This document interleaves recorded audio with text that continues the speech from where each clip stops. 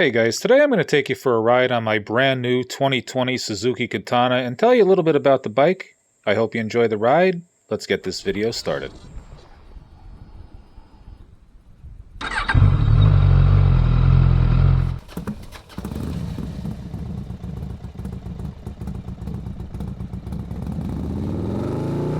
Let me show you the bike a little bit before I go for a ride. I absolutely love the black on this bike and the way the red stands out with the Suzuki there, and just the decals, the little katana symbol and the retro styling of the front end. I had to get used to that a little bit. I didn't know if I really liked it or not, but it's growing on me. The rest of the bike's design I absolutely love. Let me show you the motor here a little bit. Get her started. Rev her up. Now the bike tops out red lines around 12,000 RPM.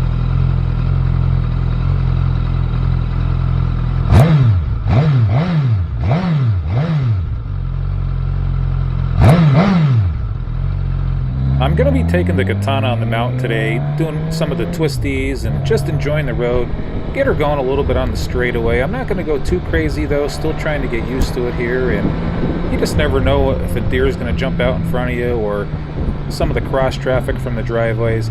Anyway, as I'm going up the mountain here, I'm going to tell you a little bit about the bike. The Katana is actually considered a GSX-S 1000S, and it has the old reliable GSX-R 1000 engine in it. It was developed from the legendary motor that they used in the GSX-R from 2005 to 2008. It's a liquid-cooled dual overhead cam engine with an inline 4.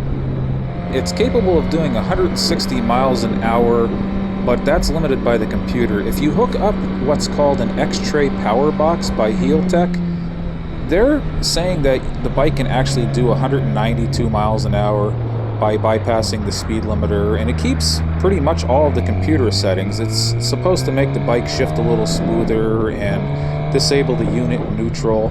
Don't hold me to that one, guys. I'm just going by what I was reading on eBay. It's something that I may do in the future, but as you can see in the video here, this bike's absolutely fast enough, and I can't imagine going that fast on the bike unless I took it up the track. The engine produces 147 horsepower and is capable of doing 0 to 60 in 3.2 seconds, and it can hit 133 miles per hour in 10.86 seconds.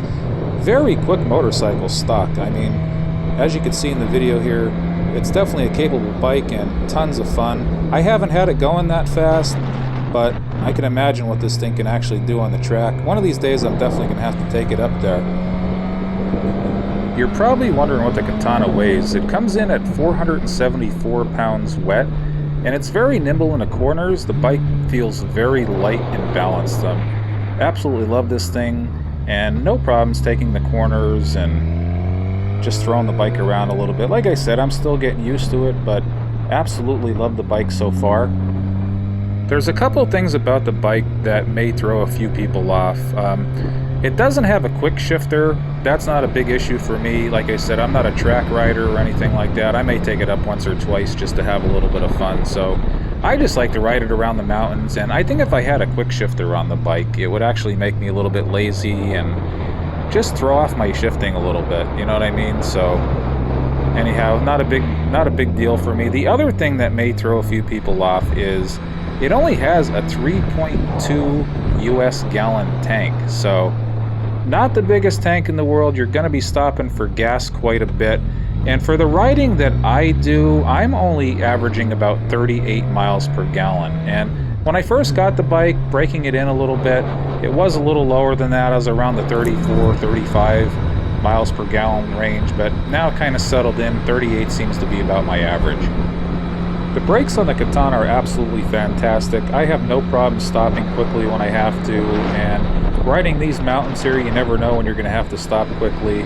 What I wanted to bring up though is it has 4 settings of traction control. It has off, 1, 2, and 3. I kind of like riding in traction control mode number 2. It seems to be the perfect balance between traction control, and it doesn't really nanny you all that much, but I definitely feel a lot safer.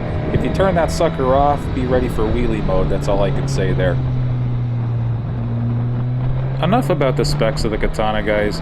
I picked up the bike on September 10th of 2021. and currently have 900 miles on it. So I've been getting a little bit of time in the saddle here. I know it's late in the season. I'm in Pennsylvania.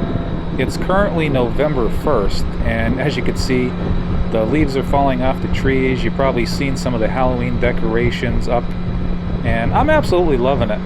I got my warm winter gear on here, multiple layers.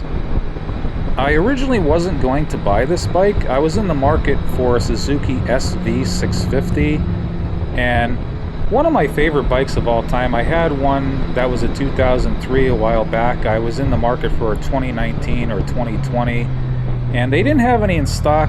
They had this bike in silver and black at Two Jack Cycle in Pennsylvania on the showroom floor.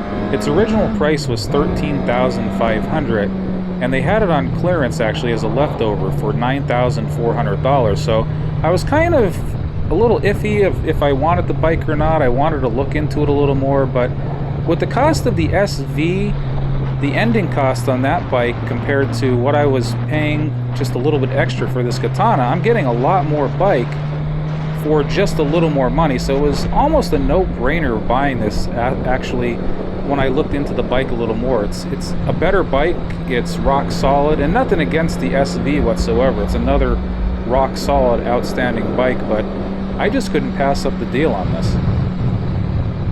I'm not a bike reviewer by any means, guys, and I didn't intend for this to be a review or anything. I just wanted to go out, give you some specs on the bike. It's the first time that it's on my YouTube channel, so I know a lot of people are going to kind of be curious of what I'm riding and what it can do and what the specs are. So hopefully I answered a lot of your questions, and I'm actually lucky to be out. It's a cold November day in Pennsylvania here. Like I said, it is November 1st. It's 50 degrees out. I have a bunch of layers on riding the bike. I'm really toasty warm. You got to see what I have on here.